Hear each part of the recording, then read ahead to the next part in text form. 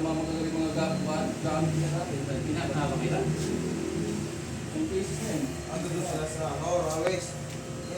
Lapit pa kayo sa dala? Dito. Pinaka yan, kaedad na po ng 20... Ano ba nagka? Luwa. 2019 yun eh. Kung sayang lang ang binahay doon sa amin kasi lahat sa dalag siwol na eh. Barahan na yung mga kanal. Tapos may nice Pag-hazard. Ang dami pa tayo doon.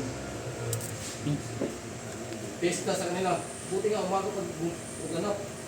Ingay daw, kaya nila ano nang Hindi na siya pag-hazard. bato-bato na pala galing sa pindog. Natamay pa yung malaking puno. Kamay na. So ano namin, tuway namin. Inom na niyang baboy niya, hindi niya kaligtasan niya. Kao? Puno yan? Alam mo yun? Binalikan niya.